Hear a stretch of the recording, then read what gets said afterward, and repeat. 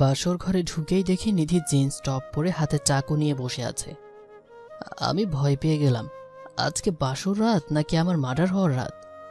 এই রাতে সব মেয়ে শাড়ি পরে ঘোমটা দিয়ে বসে থাকে, এদিকে তো পুরোই বিপরীত দেখা যাচ্ছে। এতক্ষণে নিধি আমাকে খেয়াল করলো। ছোট লোকের বাচ্চা, তোর জন্য অপেক্ষা করছি। তা বুঝলাম, বাট হাতে চাকু কেন? আজকে তো আমাদের বাসর রাত, এভাবে কথা বলতেছো কেন? তোর মতন ছোট লোকের সাথে আমি বাসর করব ভাবলে কি করে? কোন দিক দিয়ে তুই আমার স্বামী হওয়ার যোগ্য? এখন আমাদের বিয়ে হয়েছে। রাখ তোর বিয়ে। আমি একটা ছেলেকে ভালোবাসি, ও 1 বছর আগে বাইরে চলে গেল। তো আমাকে বিয়ে করলেন কেন? আবু তার পার্টনারের ছেলের সাথে আমার বিয়ে ঠিক করে ফেলেছিল, তাই আমি আব্বুকে বলি আমি তোকে ভালোবাসি, আর আব্বু তোকে অনেক ভালোবাসে, তাই বিয়েতে রাজি হয়ে যায়। কাজটা ঠিক করলেন না, অবশ্যই পস্তাবেন। যা হবে দেখা যাবে। তুই আমাকে সবার সামনে কলেজে থাপ্পড় মেরেছিলি, এখন দেখ আমি তোর কি হালটাই না করি। ভুলে যাবেন না আমি আপনার স্বামী। কিসের স্বামী? তুই আমার 1 মাসের খরচ চালাতে পারবি? তোর 1 বছরের ইনকামেও আমার 1 মাসও চলবে না। তোর মতন গরিবরা কারো স্বামী হওয়ার যোগ্যতা রাখে না। চাকুটা তো সরান। তোর মতন জানোয়ারকে বিশ্বাস নেই, কি করে বসিস? তাই সেফটি নিয়ে আছি, আর তোরা তো থাকিস সুযোগের অপেক্ষায়। স্টপ মিস নিধি, আরেকজনের চরিত্র নিয়ে কথা বলার আগে নিজের চরিত্র ঠিক করেন। আপনি আমার বিয়ে করা বউ, আপনার উপর পুরো অধিকার আছে আমার, বাট জোর করে আপনার সাথে কিছু করার ইচ্ছা আমার নেই। হ্যাঁ জান আছে আমার, আর কি করবি আর কি করবি না, যা সবাই গিয়ে ঘুমিয়ে পড়। আমি আর কথা না বাড়িয়ে শুতে চলে গেলাম। এদিকে নিধিও খাটে শুয়ে পড়ল। আমি ভাবতে লাগলাম নিধি তো কাউকে ভালোবাসে না, তো মিথ্যে কথা কেন বলল? থাক, এসব ভেবে আমার কোনো কাজ নেই, আমি ঘুমিয়ে পড়ি। আমি সোফা থেকে নিধির দিকে মুখ করে শুয়ে আছি। ঘুমন্ত অবস্থায় মেয়েটাকে কতটা সুন্দর লাগে, আর এই মেয়েটাই নাকি এতটা বদমেজাজি। এসব ভাবতে ভাবতে আমিও ঘুমিয়ে পড়লাম। এবার আমার পরিচয়টা দিয়ে দিই। আমি নীল, বাবা মায়ের বড় সন্তান। আমার ছোট্ট একটা বোন আছে, নাম তিথি। আমার বাবা ঢাকা শহরের একজন স্বনামধন্য ব্যবসায়ী। কোনো এক কারণে আজ আমার সব থাকতেও কিছুই নেই, বাবা মা থাকতেও আমি এতিম। আর নিধি হলো আমার মালিকের মেয়ে। আমাকে যখন বাসা থেকে বের করে দেওয়া হয়, তখন আমি কাউকে কিছু না বলে চট্টগ্রাম চলে আসি। সেদিন রাতে রেল স্টেশনের পাশে বসেছিলাম। আসার সময় ওয়ালেট, ফোন কিছুই নিয়ে আসিনি। কি করব কিছুই বুঝতেছিলাম না। সেদিন রাতে নিধির বাবা আমাকে রাস্তা থেকে বাসায় নিয়ে আসে। আঙ্কেল অনেক ভালো মনের মানুষ। সকালে দরজা ধাক্কানোর শব্দে আমার ঘুমটা ভেঙে গেল। আমি উঠে আমার বালিশটা খাটে নিয়ে রাখলাম। দরজা খুলেই আমি এক প্রকার সারপ্রাইজ হয়ে গেলাম। দেখি আমার বেস্ট ফ্রেন্ড রানা এসে গেছে। অভিনন্দন দোস্ত। ধন্যবাদ। না জানিয়ে বিয়েটা করে ফেললি? গতরাতে হঠাৎ করে সব হয়ে গেছে, সরি রে দোস্ত। ঠিক আছে। নিধি এখনো উঠেনি মনে হয়। না, শুয়ে আছে। এ কথা বলতেই নিধির ঘুম ভেঙে গেল। নিধি ঘুম থেকে উঠেই সোফার দিকে না তাকিয়ে নিজের পাশে আমার বালিশ দেখেই বলতে শুরু করলো, ছোট লোক, তুই আমার পাশে শোয়ার সাহস কই থেকে পেলি? এখন তোমাদের বিয়ে হয়েছে নীল, তোমার সাথে থাকবে না তো কার সাথে থাকবে? দাঁড়া, তুমি তুমি কখন এলে? সব ঠিক আছে তো নীল? আরে সবই ঠিক আছে। আসলে ও আমার উপর রাগ করেছে, তাই শেষ রাতে আমাকে সোফায় পাঠিয়ে দিয়েছে। ও আচ্ছা, কেন কিছু করতে পারোস নাই নাকি? শালা আমি কি তোর মতো টিউবলাইট নাকি? বিবির করে কি বলছো? ওটা তুমি বুঝবে না। ওকে, তোমরা কথা বলো, আমি ফ্রেশ হয়ে আসি। আচ্ছা যাও। আমি আর রানা সোফায় গিয়ে বসলাম। রানা আমার দিকে সন্দেহের দৃষ্টিতে তাকিয়ে আছে। ও কি কিছু বুঝে ফেললো নাকি? বুঝলে তো আঙ্কেলকে সবটা বলে দিবে, আর আঙ্কেলও কষ্ট পাবে। রানা আবারও বলল, সব ঠিক আছে তো? হ্যাঁ রে বাবা, সব ঠিক আছে। আচ্ছা বাহিরে যাব, ফ্রেশ হয়ে আয়। ওকে। নিধিনা ওয়াশরুমের শাওয়ার নিচ্ছে, আমি কি করে এখন ফ্রেশ হতে যাব? এখন ওয়াশরুমে গেলে ও নিশ্চিত আমাকে খুন করবে, আর না গেলেও রানা সব বুঝে যাবে। কি হলো, যাচ্ছিস না কেন? এখন গেলে নিধি লজ্জা পাবে। রাতে লজ্জা পায়নি, এখন লজ্জা পাবে? আরে বোকা, লাইট তো অফ ছিল। আচ্ছা তাহলে আমি যাই, বিকেলে আড্ডা হবে। চলে যাবি? হ্যাঁ, একটু আব্বুর অফিসে যেতে হবে। আচ্ছা যা। নিধি ফ্রেশ হয়ে রুমে আসলো, আমি ওয়াশরুমে চলে গেলাম। আমি ফ্রেশ হয়ে রুমে এসে নিচে গেলাম নাস্তা করার জন্য। নিচে গিয়ে দেখি আঙ্কেল আর নিধি টেবিলে বসে আছে। আসো বাবা, আসো, বসো। ওকে। আমি বসে পড়লাম। আঙ্কেল নিধিকে খাবার বেড়ে দিতে বলল। নিধি বলে ফেলল, ওকে কেন আমি খাবার বেড়ে দিব? আঙ্কেল বলল, ও এখন তোমার স্বামী, নিধি তখন কথা কাটানোর জন্য বলল, বাবা রাগ করো কেন? আমি তো পারি না। কখনো কি খাবার সার্ভ করেছি? আঙ্কেল কিছু বলল না। নাস্তা করে অফিসে চলে গেল। নিধিও রুমে চলে গেল। আমিও একটু পরে রুমে গেলাম। নিধি শুয়ে ফোন টিপছে। আমি বাইরে যাচ্ছি। যা, বলার কি আছে? বাইরে যা, না হয় একেবারে কবরে যা। আমি আর কিছু বললাম না। সারাদিন বাসার বাইরে থাকলাম। রাত হয়ে গেছে, বাসায় যেতে ইচ্ছে করছে না। নিধি এ পর্যন্ত একটা কলও দেয়নি। কল দিলে অবশ্যই চলে যেতাম।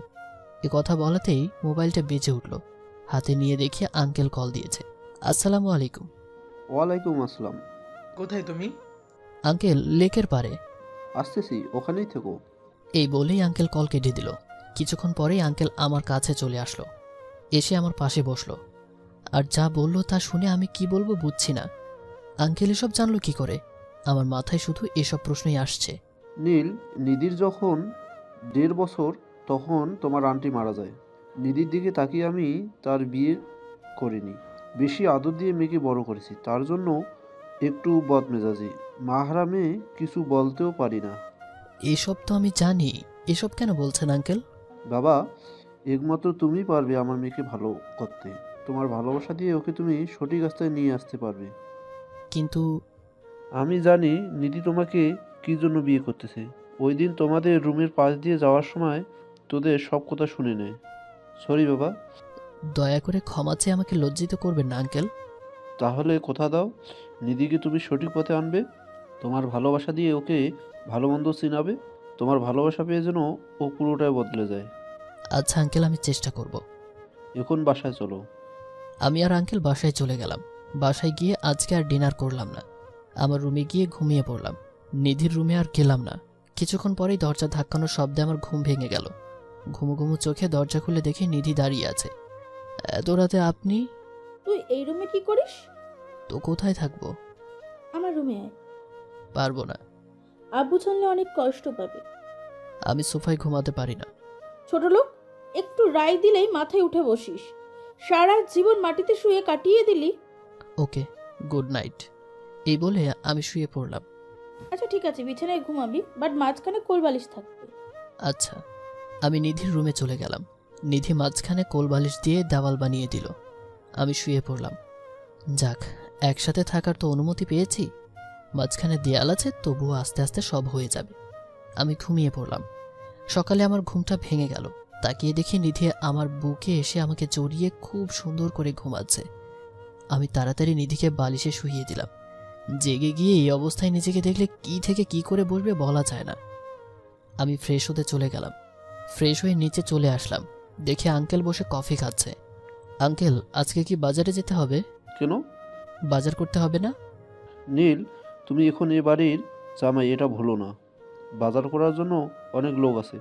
নাস্তা করে ভার্সিটিতে চলে যাও। আসলে আঙ্কেল, একটা কথা বলতে চেয়েছিলাম। বলো।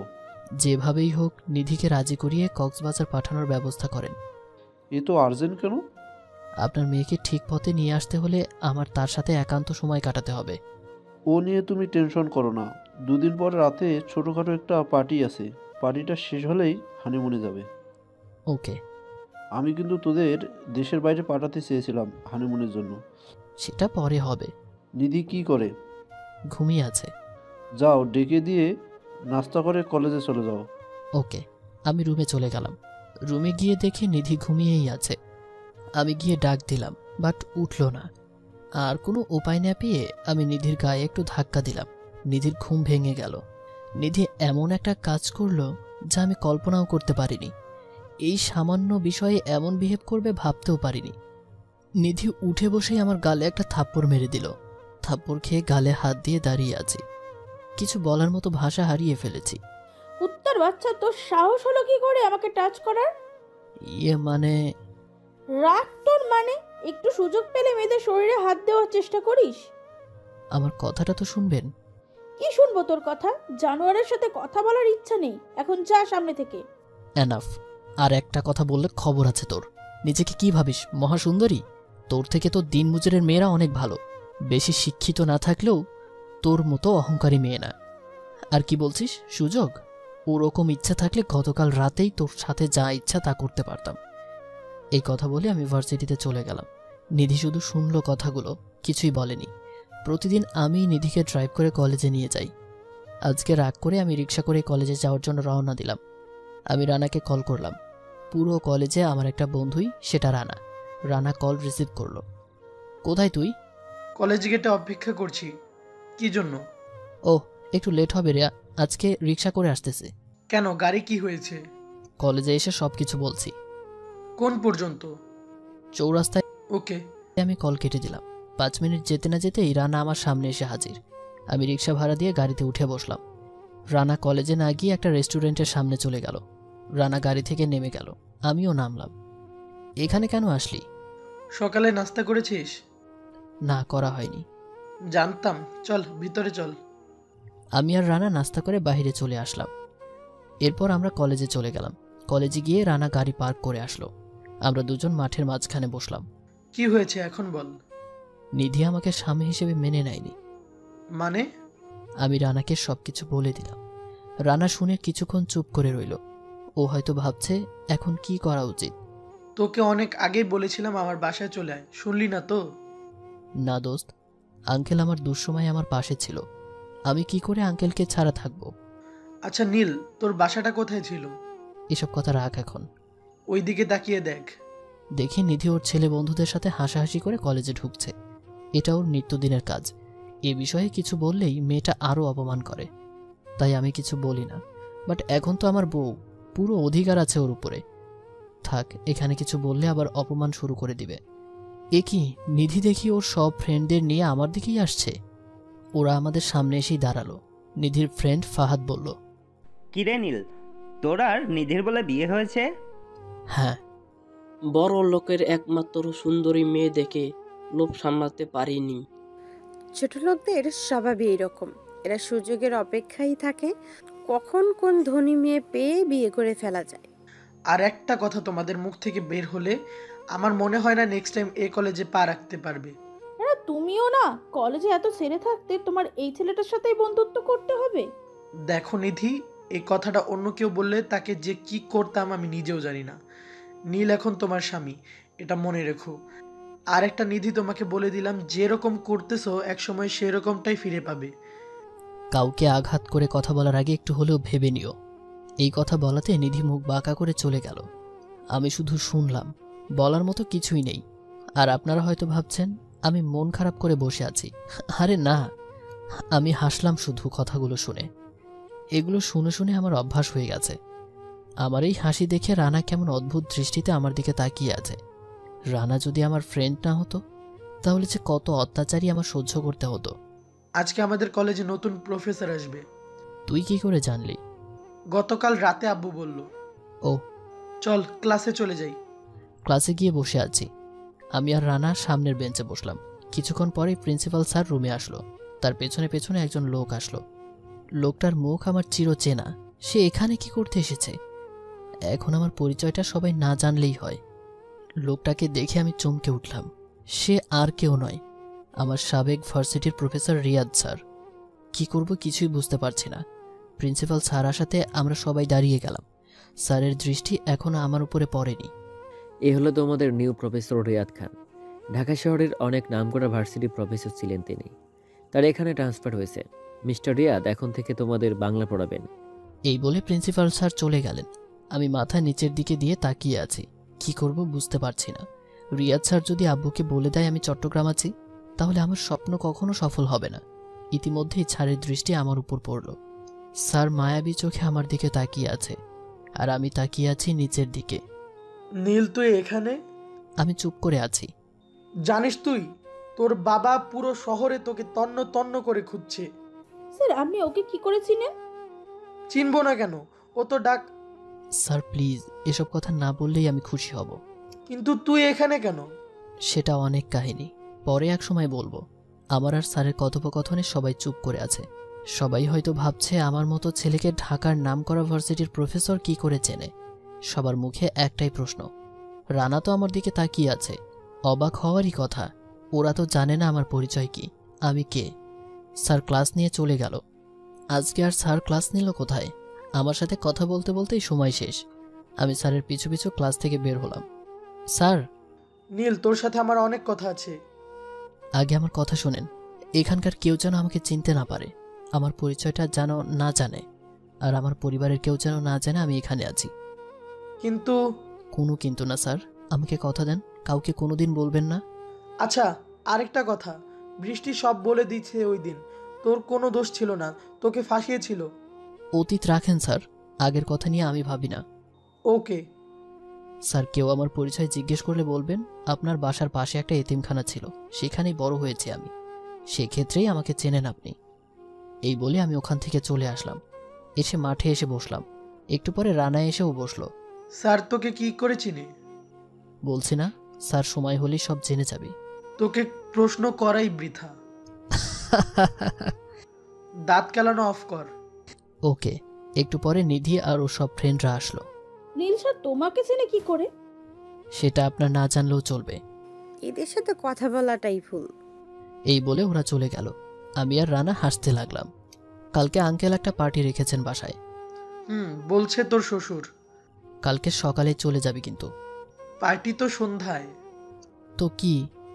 ওকে, সকালেই যাব। চল বাসায় চলে যাব। আমরা যে যার বাসায় চলে গেলাম। সারাদিন ফোন টিপেই পার করলাম। রাত হয়ে গেল। আমি আর নিধি এক খাটেই থাকলাম, বাট মাঝখানে আজকেও কোল বালিশটা।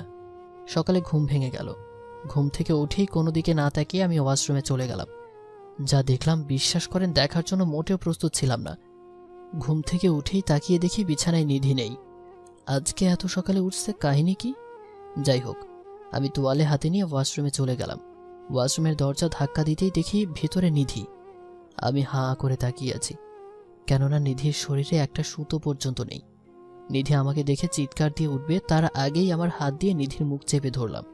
নিধি কিছু বলতেও পারছে না। আমি খালি গায়ে ছিলাম। নিধি আমার বুকের দিকে তাকিয়ে আছে, এক নজরে আমার বুকের দিকে তাকিয়ে আছে নিধি। আর এদিকে নিধি ভাবছে কোনো ধরনের জিম করা ছাড়াই আমার এত সিক্স প্যাক হলো কি করে। আমি আর কিছু না বলে বাইরে চলে গেলাম। আজকে যে কপালে কি আছে আল্লাহই ভালো জানে।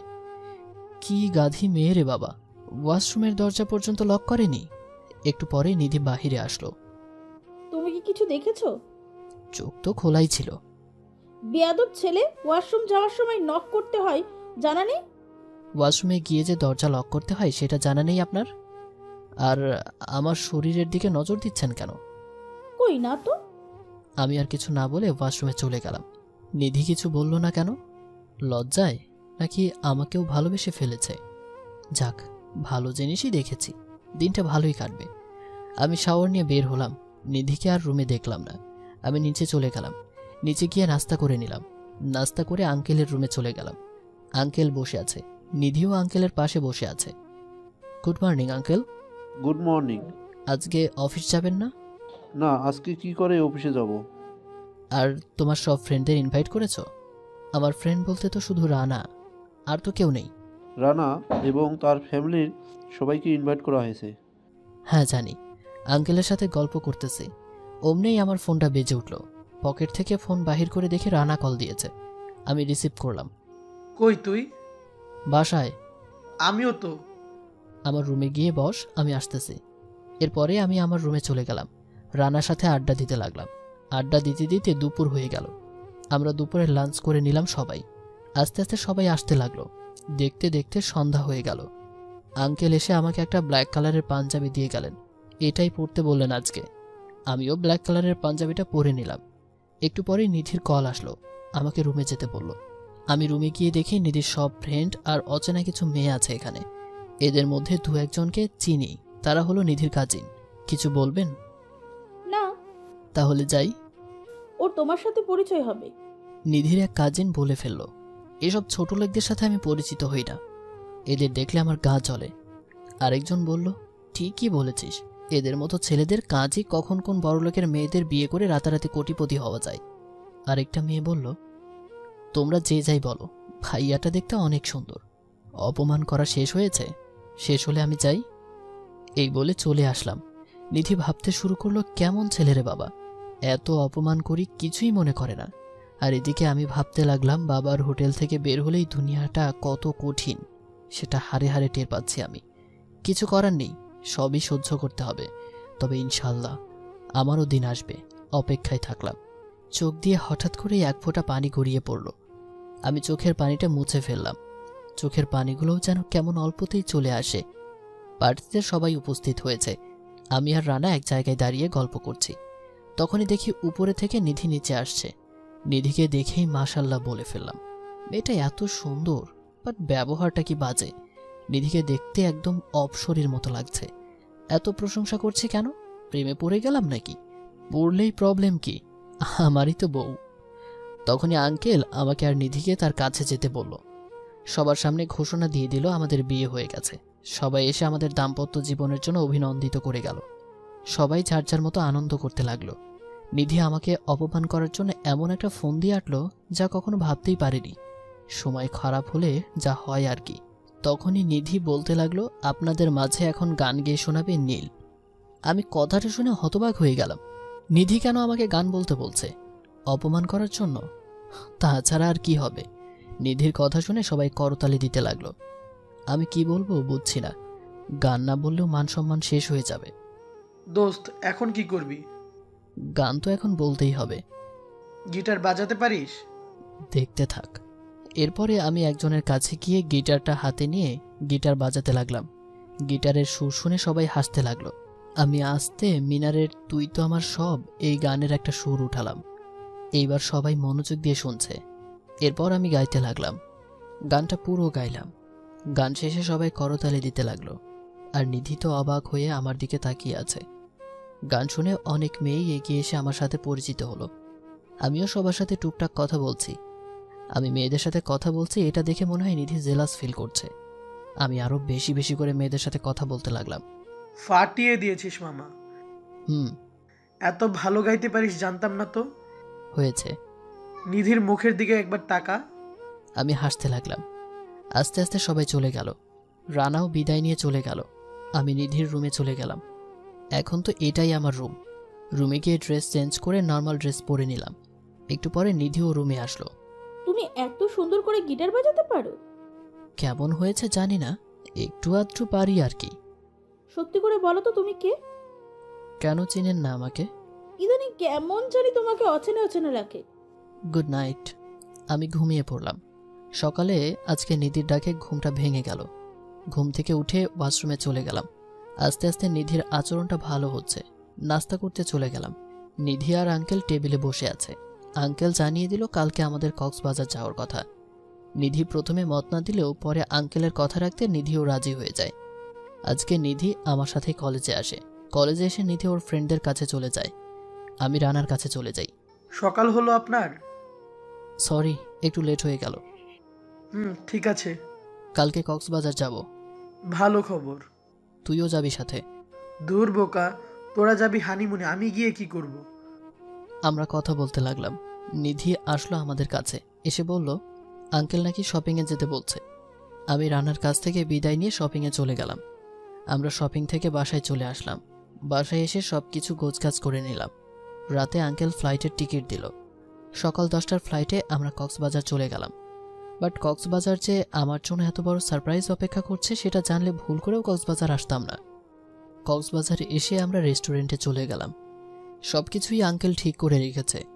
আমরা আমাদের রুমে চলে গেলাম। রুমে গিয়ে ফ্রেশ হয়ে লাঞ্চ করে নিলাম। দেখতে দেখতে রাত হয়ে গেল। চলো বাইরে যাব। ওকে। দেন আমরা রেডি হয়ে সমুদ্রের তীরে গেলাম। নিধি একটু আগে আগে হাঁটছে, আমি একটু পেছনে পেছনে হাঁটছি। বিচের পাড়ে গিয়ে নিধি রইল, আমিও ওর সাথে দাঁড়িয়ে আছি। একটু পরেই আমার চোখ একটু সামনে পড়ল। হ্যাঁ, একটা মেয়ে আসছে। মেয়েটা আমার খুব চেনা। একটা সময় যার মুখ না দেখলে আমার ঘুম হতো না, যাকে ছাড়া আমার সময়ই কাটতো না। সে এসেই আমাকে জড়িয়ে ধরে কেঁদে দিল। তার সাথে তার বান্ধবীগুলাও আছে। কোথায় ছিলি নীল তুই? কে কে আপনি? আমাকে চিনতে পারছিস না? না। নিধি এসে বৃষ্টিকে আমার কাছ থেকে ছাড়িয়ে নিল। এই মেয়ে, আপনার সাহস কি করে হয় আমার স্বামীকে জড়িয়ে ধরতে? নীল, তুই বিয়ে করে নিয়েছিস? আপনার কোথাও ভুল হচ্ছে। আমি তো আপনাকে কোথাও দেখেছি বলে আমার মনে হয় না। প্লিজ নীল।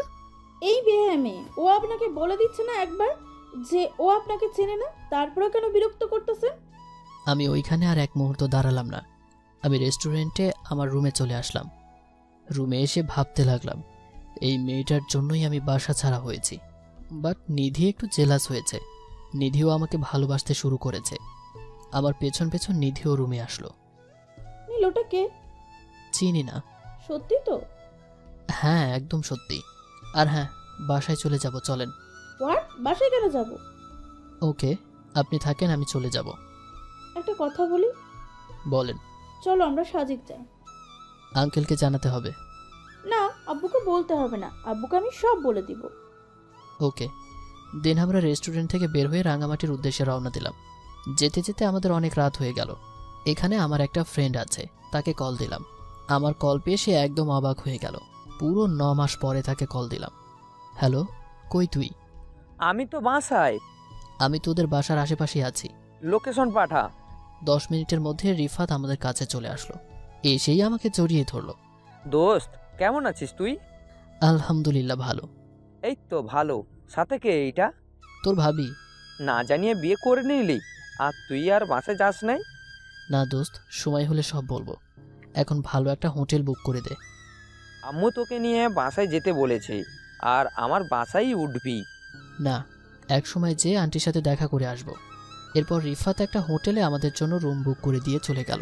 আমি আর নিধি রুমে চলে গেলাম। রুমে গিয়ে ফ্রেশ হয়ে নিলাম।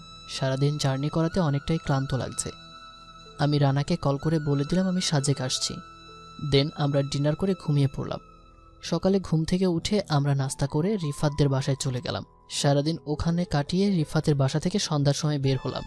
দেখি একটা টঙের মতো দোকান, ওখানে ভাং বিক্রি হচ্ছে। মাটির গ্লাসে সবাই খাচ্ছে। নিধির চোখটাও ওদিকেই পড়ল। নিধি জিজ্ঞেস করলো ওটা কি? আমি বললাম চিনি না। নিধি বলল ওটা খাবে। অনেকবার না করার পরেও শুনল না। দেন জোর করে খেয়েই ফেললো। একসময় নিধি নেশায় পড়ে গেল, আবল তাবল বকছে। আমি নিধিকে নিয়ে রেস্টুরেন্টে চলে গেলাম। নিধি ওয়াশরুমে চলে গেল। ওয়াশরুমে গিয়ে বমি করতে লাগলো। নিধিকে নিয়ে এসে শুইয়ে দিলাম, বাট ওর ড্রেসটা নষ্ট হয়ে গেছে। কি করব বুঝছি না। ও তো একেবারে সেন্সলেস হয়ে পড়েছে। আমি রেস্টুরেন্টের একজন মহিলা স্টাফ নিয়ে আসলাম। ওনাকে বললাম নিধির ড্রেসটা যেন চেঞ্জ করে দেয়। আমি বাইরে অপেক্ষা করতে লাগলাম। ড্রেস চেঞ্জ করে দিয়ে মেয়েটি চলে গেল। আমি নিধির গায়ে ভালো করে কাঁথা দিয়ে দিলাম। মাঝরাতে নিধি কাঁপছে। গায়ে হাত দিয়ে দেখি প্রচণ্ড জ্বর এসেছে। আমি সারা রাত জেগে নিধির মাথায় জলপট্টি দিলাম। একসময় জলপট্টি দিতে দিতে ঘুমিয়ে পড়লাম। সকালে নিধির কাঁদার শব্দে আমার ঘুমটা ভেঙে গেল। তাকিয়ে দেখি নিধি বসে বসে কাঁদছে। বুঝলাম না কাঁদছে কেন, কোনো বাজে স্বপ্ন দেখলো নাকি? কি হয়েছে? এই কথা বলতেই নিধি আমার গালে 2টা থাপ্পড় মেরে বসলো। এতক্ষণ ঘুমু ঘুমু চোখ ছিল। থাপ্পড় খেয়ে আমি ভালো করে নিধির দিকে তাকালাম। কেঁদে কেঁদে চোখ লাল করে ফেলেছে। আমার ড্রেস চেঞ্জ করার সাহস তুই কোথা থেকে পেলি?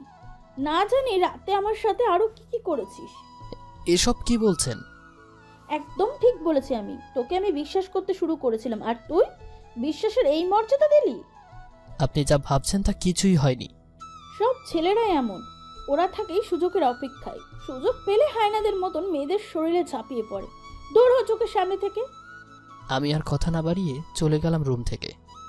এখন আর হাজার বললেও বিশ্বাস করবে না। আমি যাওয়ার সময় বলে গেলাম রুমে নিধির জন্য নাস্তা দেওয়ার জন্য। আমি নিচে গিয়ে একটা হোটেলে খেয়ে নিলাম আর একা একা ঘুরতে লাগলাম। কালকে রাতে যে মেয়েটি নিধির ড্রেস চেঞ্জ করে দিয়েছে, সে খাবার নিয়ে নিধির রুমে যায়। মেয়েটি খাবার দিয়ে চলে যাওয়ার সময় আবার ঘুরে রুমে আসলো। আপু, একটা কথা জিজ্ঞেস করব? জি। ওই ভাইয়াটা কি হয় আপনার? এমন প্রশ্ন? না, রাতে বমি করার পর আপনার ড্রেস নষ্ট হয়ে গিয়েছিল। উনি আমাকে ডেকে এনে আপনার ড্রেসটি চেঞ্জ করালো। ড্রেস আপনি চেঞ্জ করেছেন? হ্যাঁ, আর ওই ভাইয়াটা সারা রাত আপনার মাথায় জলপট্টি দিয়েছে। ওকে। এরপর মেয়েটি চলে গেল। নিধি এসব ভাবতে লাগলো। নিধি এবার আমাকে কল করে রুমে আসতে বলল। আমি রুমে আসলাম। সরি। ভুল কিছু করেননি তো? আর হ্যাঁ, বাসায় চলে যাব এখনই। না। আপনার ইচ্ছা হলে আপনি থাকতে পারেন। দেন আমরা বাসায় চলে আসলাম। বাসায় এসে আঙ্কেলকে বললাম ওখানে ভালো লাগে না, তাই চলে এসেছি। এভাবে কেটে গেল প্রায় 4 মাস। হ্যাঁ, আমি আর নিধি এখন ভালো বন্ধু। ও তেমন একটা খারাপ ব্যবহার করে না আমার সাথে। এখন আমরা আলাদা আলাদা রুমে থাকি, কথাও কম বলি। আমাদের ডিল হয়েছে 6 মাস পরে আমাদের ডিভোর্স হয়ে যাবে। এ বিষয়ে আঙ্কেল কিছু জানে না। এই শহরে আর মাত্র 2 মাস থাকবো। ডিভোর্স হয়ে গেলে ঢাকা চলে যাব। নিধি আমার রুমে আসলো। রুমে এসে বলল আজকে ওর বেস্ট ফ্রেন্ড রুহানের জন্মদিন। রাতে বারে একটা পার্টি রেখেছে। আঙ্কেল নিধিকে একা যাওয়ার অনুমতি দিবে না, তাই সাথে আমাকেও নিয়ে যাবে। আমি রাজি হয়ে গেলাম। রাতে পার্টিতে চলে গেলাম। পার্টিতে যাওয়ার সাথে সাথেই নিধির ফ্রেন্ডরা আমাকে অপমান করা শুরু করলো। ছোট লোক পার্টিতে এসেছে। আমি চুপচাপ এসব শুনতে লাগলাম। এখন অভ্যাস হয়ে গেছে এসব শুনে, আর মন খারাপ হয় না এসব শুনলে। সবাই যার যার মতো এনজয় করছে। নিধি ড্রিঙ্কস করতে লাগলো। নিধি ড্রিঙ্কস করতে করতে অবস্থা খারাপ করে ফেলেছে। রুহান নিধিকে উপরে নিয়ে যাচ্ছে। আমি তেমন একটা খেয়াল দিলাম না। নিধির একটা ফ্রেন্ড এসে বলল রুহানের মতলব ভালো না, আর ও এমনিতে অনেক বাজে ছেলে। আমিও ওদের পেছনে পেছনে গেলাম। ওরা একটা রুমে গিয়ে রুম আটকে দিল। নিধি বলতেছে কি করছো কি রুহান, ছাড়ো আমাকে, চেঁচাবো কিন্তু আমি দরজায় নক করলাম। রুহান দরজা খুলে দিল। দরজা খোলার সাথে সাথেই রুহানের বুকে লাথি দিয়ে ফেলে দিলাম। আস্তে আস্তে সবাই এখানে আসলো। আমি রুহানকে মারতে লাগলাম। এতক্ষণে নিধির হালকা নেশা কেটে গেছে। নিধি এসে আমাকে থামাতে চাইল। আমি থামলাম না দেখে নিধি আমার গালে থাপ্পড় দিল। আমি অবাক হয়ে গালে হাত দিয়ে দাঁড়িয়ে আছি। সবার সামনে নিধি আমার গায়ে হাত তুলল। সবাই অবাক হয়ে গেছে। ছোট লোকের বাচ্চা, তোর সাহস কি করে হয় রুহানের শরীরে হাত তোলার? ও তো আপনার সাথে খারাপ বিহেভিয়ার করছিল। সেটা আমি বুঝবো। জানোয়ারের বাচ্চা, যাদের বাবা মা ঠিক নাই, তারা কি ভদ্রতা শিখছে নাকি? এই কথা বলার সাথে সাথে আমি নিধির গালে একটা থাপ্পড় মেরে দিলাম। নিধি গালে হাত দিয়ে আমার দিকে তাকিয়ে আছে। অনেক হয়েছে, আর না, অনেক সহ্য করেছি, বাট কখনো ভাবি নাই আমার বাবা মা নিয়ে গালি দিবি তুই। তুই আমার সম্পর্কে কতটা জানিস? হ্যাঁ, আর কথায় কথায় কি বলিস ছোট লোক? আরে আমার বাবা চাইলে তোদের মতো বড় লোকদের সকাল বিকাল কিনতে পারে। শুধু আঙ্কেলকে কথা দিয়েছিলাম, তাই এতদিন এসব সহ্য করেছি। আর না, আর সহ্য করব না। তোর মতো মেয়ে আমার বাসার সামনে সবসময় সিরিয়াল ধরে থাকে। বাট আমি কিনা তোর মতো একটা অহংকারী মেয়ের প্রেমে পড়লাম।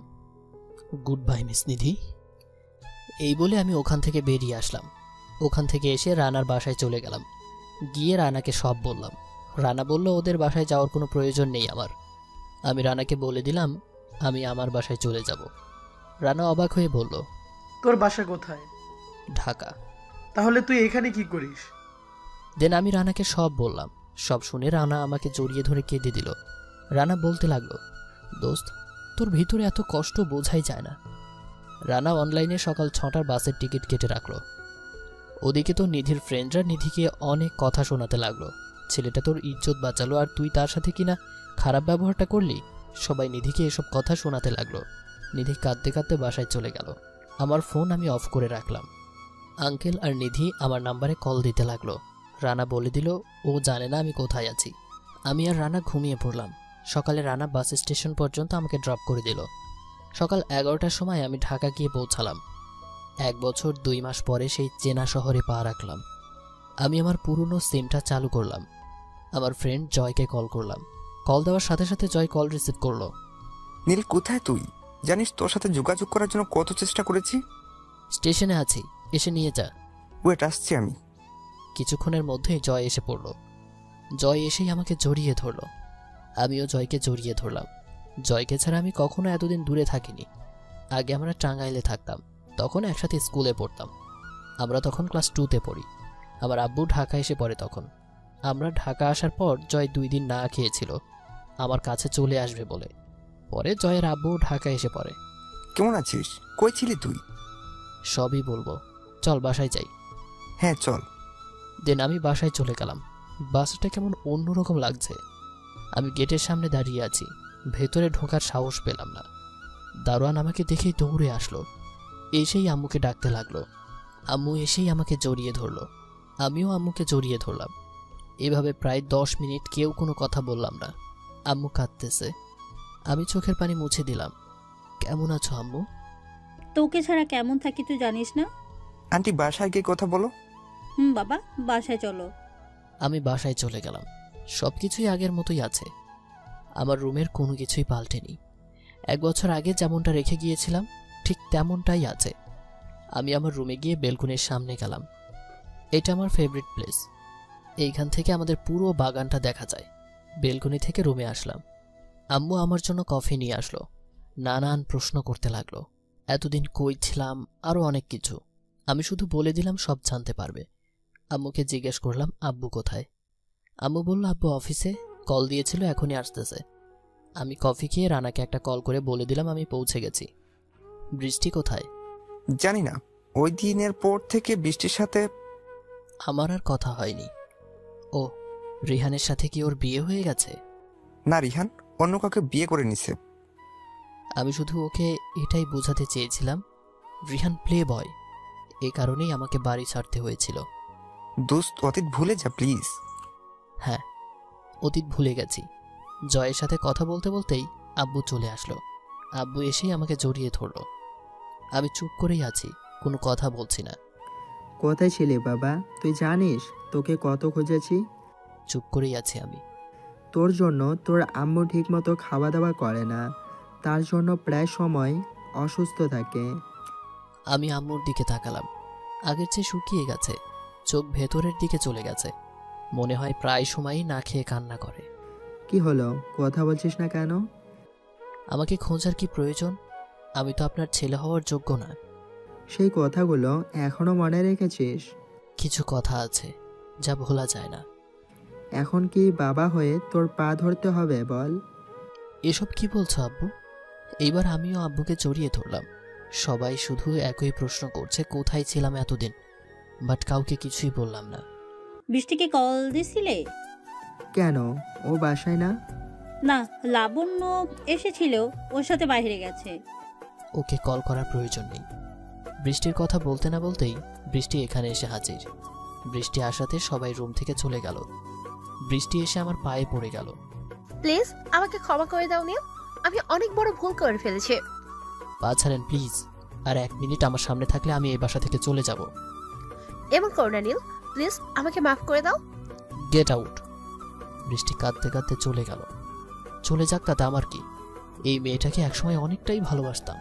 এইভাবে কেটে গেল 3 দিন। এদিকে আঙ্কেলও নিধির সাথে কথা বলে না। নিধি ভালো করেই বুঝতে পারছে ও আমার প্রেমে পড়ে গেছে।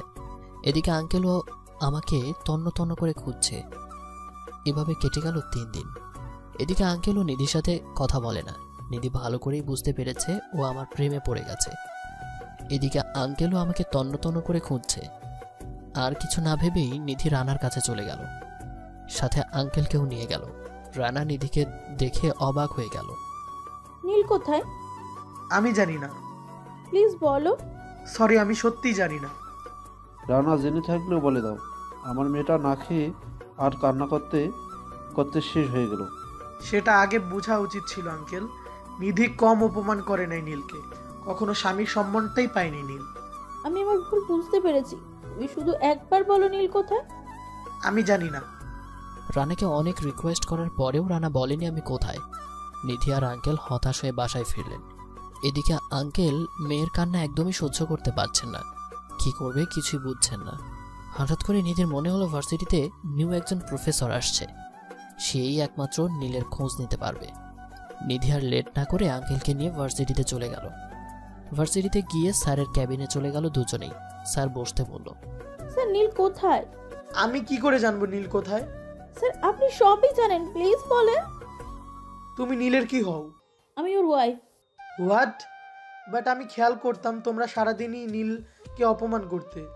Sorry sir. নীলের পরিচয় আমি দিতে পারবো না। এবার নিধি স্যারের পা ধরে কেঁদে দিল। এবার স্যারের অনেকটাই মায়া লাগলো। স্যার নিধিকে উঠিয়ে বসিয়ে দিয়ে 1 গ্লাস পানি দিল। নীল কোনো সাধারণ ফ্যামিলির ছেলে না। তাহলে কেউ? আপনি অবশ্যই চিনবেন ওর বাবাকে, যেহেতু আপনিও একজন ব্যবসায়ী। নাম কি ওর বাবা? কি এটা সত্যি? একদম সত্যি। আপনাদের কথা তো আমি কিছুই বুঝতে পারছি না। তাহলে শোনো, ঢাকা শহরের টপ 5 জন ধনী ব্যক্তির মাঝে নীলের বাবা একজন। তাহলে ও ঢাকা থেকে এখানে এসেছিল কেন? অনেক কাহিনী আছে এখানে, সবকিছু খুলে বলুন। ওকে তাহলে শোনো। নীল ওর বাবা মায়ের একমাত্র সন্তান। খুব ভালো স্টুডেন্ট ছিল ও। একটু একটু রাজনীতিও করত। বাবা মায়ের খুব আদরের সন্তান ছিল। বাবার টাকার অভাব নেই, বাট ওর কোনো অহংকার ছিল না। নীল একটা মেয়েকে ভালোবাসতো, সেটা হলো বৃষ্টি। বৃষ্টি নীলের বড় চাচ্চুর মেয়ে।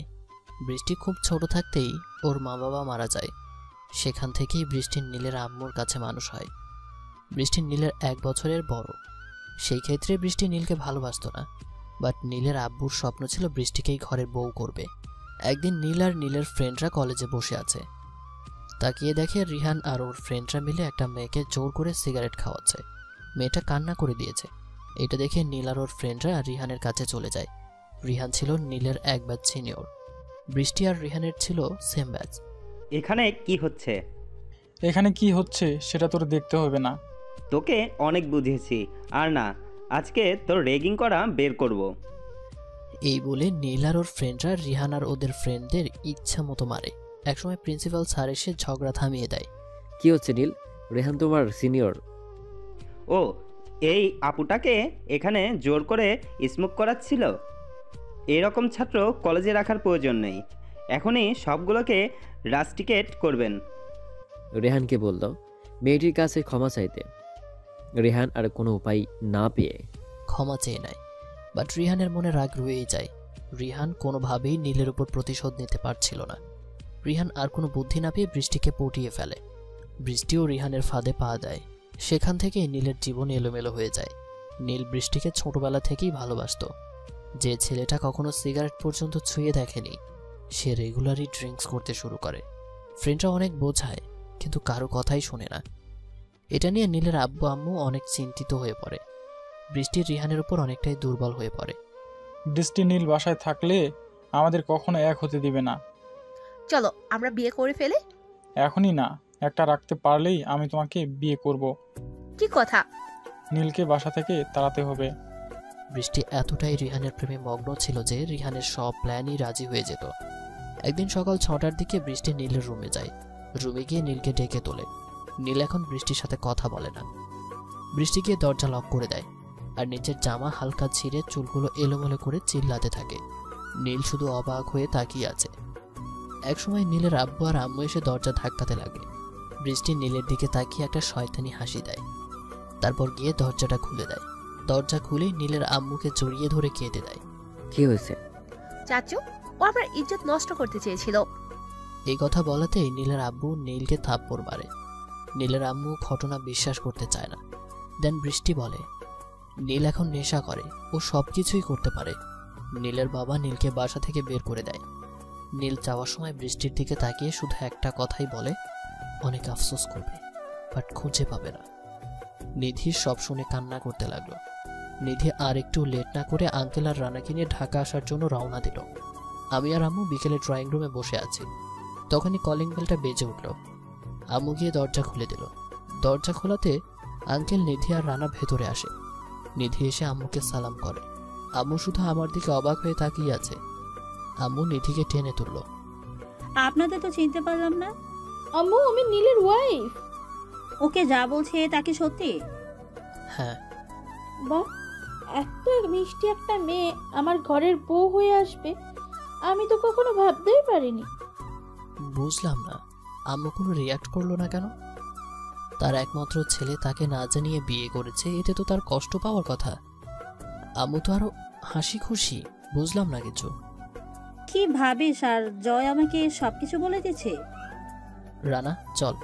আমি রানাকে নিয়ে আমার রুমে চলে আসলাম। রানা শুধু আমার রুমটা চেয়ে দেখছে। রানা বলল, ওয়াও, এত সুন্দর রুম। মামা, পুরো শহর কিন্তু ঘুরিয়ে দেখাবি। অবশ্যই। আঙ্কেল, আম্মু, নিধি আমার রুমে আসলো। আম্মু আব্বুকেও কল করে দিয়েছে। আব্বু আসছে তার ছেলের বউ দেখার জন্য। নীল, তুমি এভাবে চলে আসলে কেন? সহ্যের সীমা পার হয়ে গেছে আঙ্কেল, আর না। বাবা, তোমরা বাইরে যাও তো, আমি দেখতেছি ওকে। ও সাহস পেল কি করে আমাকে ছেড়ে চলে আসে? ওরা সবাই চলে গেল। আমি আম্মুকে বলে দিলাম রানাকে আমার পাশের রুমে থাকার ব্যবস্থা করে দিতে। আর আব্বু আসলেই আব্বুর সাথে কথা বলে আঙ্কেল চলে যাবে। সবাই রুম থেকে চলে গেল। নিধির দরজা লক করে আমার কাছে আসলো। এসে আমাকে ধাক্কা দিয়ে খাটে ফেলে দিল। নিধি এসে আমার উপরে শুয়ে পড়ল। আজকেই প্রথম নিধিকে এত কাছ থেকে দেখছি। ওর নিঃশ্বাসের শব্দ পর্যন্ত শুনতে পারছি। নিধি আমার ঠোঁটে একটা চুমু দিল। হ্যাঁ, লাইফে ফার্স্ট টাইম লিপ কিস। তাহলে অনুভূতিটা কেমন জানেনি তো, বাট এত সহজে তো মেনে নেওয়া যাবে না। একটু তো কষ্ট দিতেই হবে। আর কষ্ট দিব না, এখন থেকে শুধু ভালোবাসা দিব। নিধিকে ধাক্কা দিয়ে সরিয়ে আমি নিচে চলে গেলাম। দেখি আব্বু এসে গেছে। আব্বু আর আঙ্কেল কথা বলছে। আমিও গিয়ে আব্বুর পাশে বসলাম। নিধি এসে আব্বুকে সালাম করলো। দেখেই বোঝা যাচ্ছে আব্বুরও নিধিকে পছন্দ হয়েছে। নীল, তোর পছন্দ আছে বলতে হয়। ছেলেটা কার দেখতে হবে না? তোমার একারই ছেলে, আমার তো কেউ না। হ্যাঁ, আমারই একা ছেলে। কি শুরু করলে তোমরা? হ্যাঁ বিআই সাহেব, আজকে তাহলে আমি আসি। চলে যাবেন মানে? রাতে একটা কাজ আছে। আজকে যাওয়া যাবে না, সব কিছু ক্যান্সেল করে দেন। ওকে। আম্মু আজকে নিজের হাতে রান্না করলো। সবাই আমরা লাঞ্চ করে নিলাম। লাঞ্চ করে আমি আর রানা ছাদে চলে আসলাম। ছাদে এসে একটু আড্ডা দিলাম। নিচে থেকে চিল্লানোর আওয়াজ আসছে। আমি গিয়ে দেখি বৃষ্টি নিধির সাথে রাগারাগি করছে, অনেক চিল্লাচিল্লিও করছে। নীল শুধুই আমার? চুপ বেহায় মেয়ে, লজ্জা করে না তোর? নিজের বফের সাথে মিলে নীলকে বাসা থেকে বের করেছিলি, আবার নীল শুধু আমার বলতে আসছিস? আর শুনে রাখ, নীল আমার স্বামী। এই মেয়ে, তোর সাহস হয় কি করে আমার মুখের উপরে কথা বলার, তাও আবার আমার বাসায় দাঁড়িয়ে? কি শুরু করলে তোমরা? বড়াম্মু, তুমিই তো বলেছিলে এবাড়ির বউ হলে শুধু আমিই হব। সেই যোগ্যতাটা আপনার নেই মিস বৃষ্টি। আর নিধি এ বাড়ির বউ। নেক্সট টাইম ওকে কিছু বলার আগে ভেবে বলবেন। নীল, তুমিও? আমি আম্মুকে ইশারা করলাম নিধিকে রুমে নিয়ে যাওয়ার জন্য। আম্মু নিধিকে নিয়ে চলে গেল। বৃষ্টি কাঁদতে লাগলো। আমি আর রানা রুম থেকে চলে গেলাম। রানা রুমে চলে গেল, আমিও রুমে চলে আসলাম। রুমে এসে বেলকনিতে গিয়ে একটা সিগারেট মুখে নিলাম। হঠাৎ করেই কোথা থেকে যেন নিধি এসে ছোঁ মেরে আমার মুখ থেকে সিগারেটটা কেড়ে নিল। তোর সাহস হলো কি করে আমার রুমে থাকতে তুই সিগারেট মুখে নিস? ভুলে যাবেন না, এটা আপনার বাসা না, আপনার রুমও না। কে বলছে আমার রুম না? তোমার রুম মানেই তো আমার রুম। আপনার ধারণাটা ভুল। আপনি এখনই রুম থেকে চলে যান। যাব না। কি করবে? হ্যাঁ, অনেকক্ষণ যাবত কিছু বলছি না বলে বেশি করতেছিস। এই বলে নিধি আমাকে পেছন থেকে জড়িয়ে ধরলো আর বলতে শুরু করলো, প্লিজ আগে সব কিছু ভুলে যাও। এখন তো আমি তোমাকে অনেক ভালোবাসি। প্লিজ নিজের করে নাও আমাকে। আপনি ভালোবাসলে হবে না, আমি তো আর ভালোবাসি না। কিন্তু তোমার চোখে যে অন্য কথা বলছে। না, আমার চোখও এটাই বলছে। ছাড়েন আমাকে। এই বলে নিজেকে ছাড়িয়ে নিলাম। আমি রানার রুমে গেলাম। রানা আন্টির সাথে ফোনে কথা বলছে। কথা বলা শেষ হলে আমি রানাকে নিয়ে বাইরে ঘুরতে গেলাম। জয়কে কল দিয়ে আমাদের পুরনো আড্ডাখানায় আসতে বললাম। আমি আর রানা গাড়ি নিয়ে বেরিয়ে পড়লাম। আমরা আড্ডাখানায় চলে গেলাম। এখানে আমার সব ফ্রেন্ড ছোটো ভাইরা এসেছে, তাদের সাথে মত বিনিময় করলাম। সবার সাথে আড্ডা দিয়ে বাসায় চলে আসলাম। বাসায় আসতে আসতে রাত হয়ে গেল। রাতে আমরা সবাই মিলে ডিনার করে নিলাম। ডিনার শেষে আঙ্কেলকে রুমে দিয়ে আসলাম। আমি আর রানা অনেকক্ষণ আড্ডা দিলাম ছাদে। আড্ডা শেষ করে রুমে চলে আসলাম। রুমে এসে দেখি নিধি খাটে বসে আছে। আমি যাওয়ার সাথে সাথেই নিধি আমাকে জড়িয়ে ধরলো। নিধির ছোঁয়া আমার কাছে অনেক ভালো লাগছে, বাট এত সহজে তো নিধিকে মেনে নেওয়া যাবে না। আমি নিধিকে ধাক্কা দিয়ে দূরে ঠেলে দিলাম। আমি গিয়ে চুপচাপ খাটের একপাশে শুয়ে আছি। নিধি এসে আবারও আমাকে জড়িয়ে ধরলো। এইবার উঠে বসে নিধির গালে একটা থাপ্পড় মেরে দিলাম। থাপ্পড় খেয়ে নিধি স্তব্ধ হয়ে গেল। আসলে থাপ্পড়টা মারার কোনো ইচ্ছাই ছিল না। নিধি কান্না করতে লাগলো। আমি বালিশ নিয়ে সোফায় চলে গেলাম। নিধি কান্না করতে করতে ঘুমিয়ে পড়ল। আমি আস্তে আস্তে নিধির কাছে গিয়ে বসলাম। ফর্সা গালটা লাল হয়ে গেছে। আমি আস্তে আস্তে নিধির গালে একটা চুমু দিলাম। দেন আমি এসে ঘুমিয়ে পড়লাম। সকালে নিধির ডাকে ঘুম ভেঙে গেল। ঘুমো ঘুমো চোখে তাকিয়ে দেখি সদ্য গোসল করে এসেছে নিধি। নিধির শরীরে শুধু একটা তাওয়াল পেঁচানো, চুল থেকে ফোঁটা ফোঁটা পানি পড়ছে। আসলে ভেজা চুলে মেয়েদের একটু বেশি মায়াবী লাগে। আমি এক ধ্যানে নিধির দিকে তাকিয়ে আছি। ওভাবে তাকিয়ে কি দেখছো? কিছু না, বাট আপনি এই অবস্থায় কেন? কেন? এই অবস্থাতে ভালো লাগতেছে না নাকি? একদম না। নিধি মন খারাপ করে আবার ওয়াশরুমে চলে গেল। কি করে বোঝাই? এই অবস্থায় তুমি যদি বেশিক্ষণ আমার সামনে থাকো তাহলে তো নিজেকে আর কন্ট্রোল করতে পারবো না। এ কি? নিধি ওয়াশরুমে থেকে কাপড় নিয়ে রুমে আসলো। রুমে এসে আমার সামনে ড্রেস চেঞ্জ করতে লাগলো। ওয়াশরুম কি হয়েছে? ওয়াশরুমে আমার প্রবলেম আছে, এখানেই চেঞ্জ করব। তোমার কোনো সমস্যা? আর তুমি আমার স্বামী, তোমার সামনে ড্রেস চেঞ্জ করতে পারি আমি। আমি আর কথা না বাড়িয়ে ওয়াশরুমে চলে গেলাম। ফ্রেশ হয়ে আমি রুমে আসলাম। রুমে এসে শুয়ে আছি আর গেম খেলছি। একটু পরেই নিধি রুমে আসলো। নিধি এসে বলল নিচে যেতে নাস্তা করার জন্য, সবাই ওয়েট করছে। আমি রানাকে নিয়ে চলে গেলাম।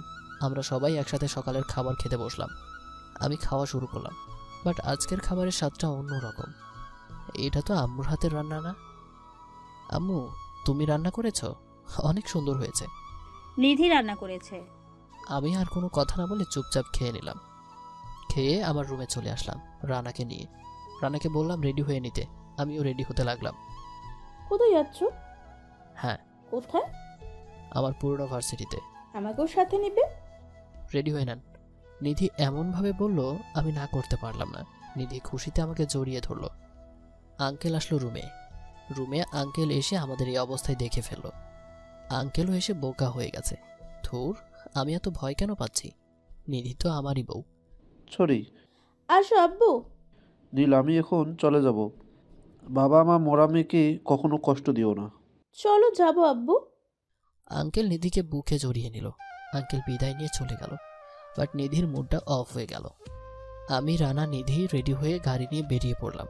জয়কে কল করে ভার্সিটিতে চলে আসতে বললাম। ভার্সিটিতে এসে আমি গাড়ি থেকে নেমে পড়লাম। রানা আর নিধিও আমার পেছন পেছন নেমে গেল। ভার্সিটি একেবারে নিস্তব্ধ হয়ে গেছে। সবার লুক এখন আমার দিকেই। সবাই হয়তো আমাকে দেখে অবাক হচ্ছে। আস্তে আস্তে অনেকেই আমার দিকে এগিয়ে আসলো। সবার সাথেই কথা বললাম।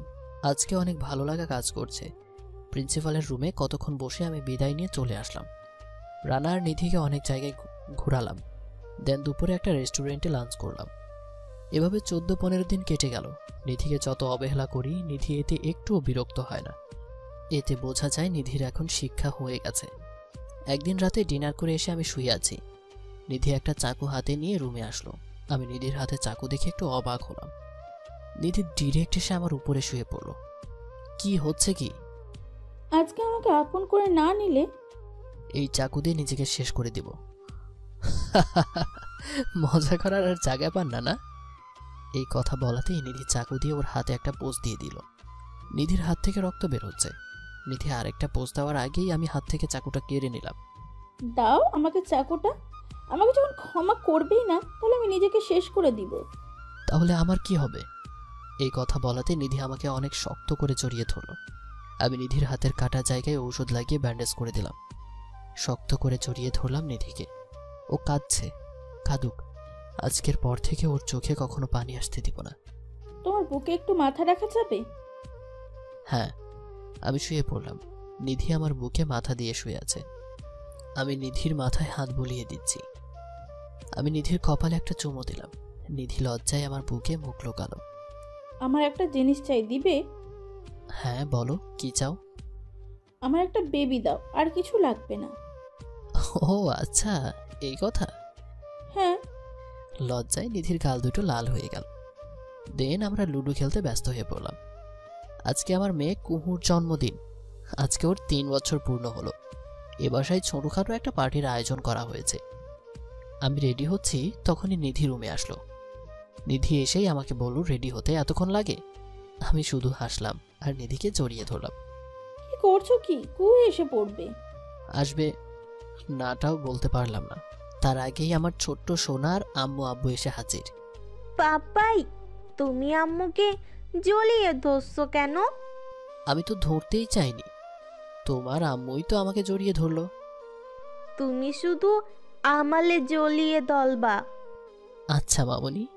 কুহুর কথা শুনে আমরা সবাই হাসতে লাগলাম।